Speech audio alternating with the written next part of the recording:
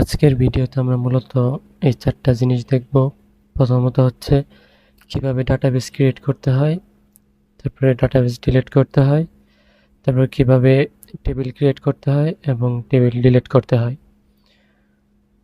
এই সবগুলো operation complete করার জন্য আমাদের প্রথমে জ্যাম্প ওপেন করা লাগবে এবং জ্যাম্পের ভিতর MySQL ডাটাবেস ওপেন করতে হবে। প্রথমে আমরা জ্যাম্প ওপেন করি। জ্যাম্প, তারপর অ্যাপাচি স্টার্ট, MySQL স্টার্ট, এরপর হচ্ছে অ্যাডমিন।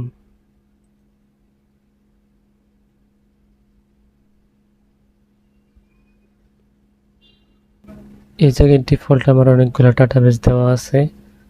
আমরা মূলত সব কাজ করব SQL এ। এখন ডাটাবেস ক্রিয়েট করার জন্য কি কি কোয়েরি লেখা লাগবে। আমাদের ডাটাবেস ক্রিয়েট করার জন্য ক্রিয়েট ডাটাবেস, দেন ডাটাবেস নেম, তারপর ডাটাবেস ডিলিটের জন্য ড্রপ ডাটাবেস, ডাটাবেসের নেম। এরপর হচ্ছে আমরা কিভাবে টেবিল ক্রিয়েট করতে পারি। প্রথমে ক্রিয়েট টেবিল, তারপর টেবিলের নাম, তারপর আমাদের যে কয়টা কলাম থাকবে টেবিলে ওই কলামের নাম আর প্রত্যেকটার জন্য ডাটা টাইপ। সাপোজ আমাদের টেবিলের ভিতরে কলাম আছে আইডি, নেম, এইজ, সিটি, এগুলো আমাদের কলাম নেম। তারপর আইডির জন্য ডাটা টাইপ হয়তো ইন্টিজার, ডাবল অর ফ্লোট। আর নেমের জন্য কি, নাম অলওয়েজ স্ট্রিং হয়। তারপরে এইজ ইন্টিজার, তারপরে সিটি অলওয়েজ স্ট্রিং হয়। আমরা টেবিল ডিলিট করব কিভাবে। ডিলিট করার জন্য just drop table name. Suppose আবার ডাটাবেস ক্রিয়েট করি, ক্রিয়েট ডাটাবেস নাম স্টুডেন্ট ডিবি। এই হলো আমার ডাটাবেস ক্রিয়েট হলো।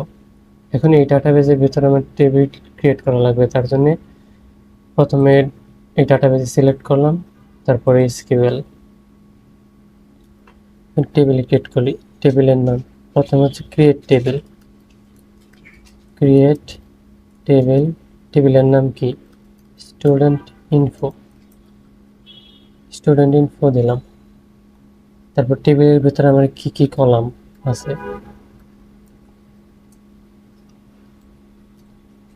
সাপোজ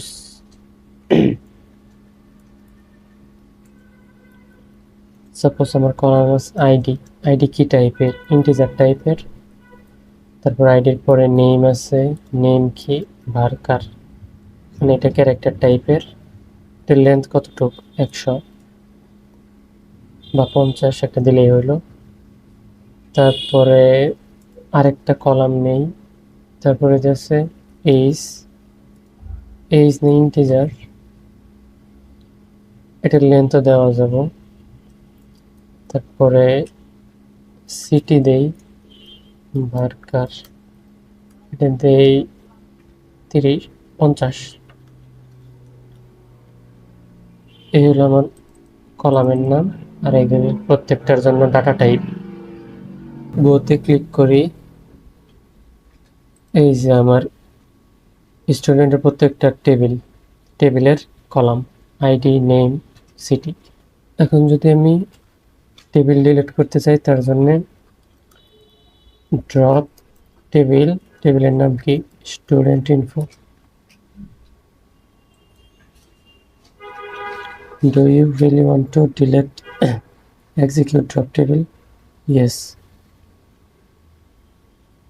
এই যে আমার টেবিল ডিলিট হয়ে গেছে। আবার যদি ডাটাবেসে ডিলিট করতে চাই তাহলে আমার SQL ডাটাবেস ডিলিট করার জন্য ড্রপ ডাটাবেসের নাম স্টুডেন্ট ডিবি, তারপর গো। এই যে আমার ডাটাবেস নাই। আমাদের ক্রিয়েট ডাটাবেস কমপ্লিট, তারপরে ডিলিট ডাটাবেস কমপ্লিট, তারপরে create table complete, delete table complete.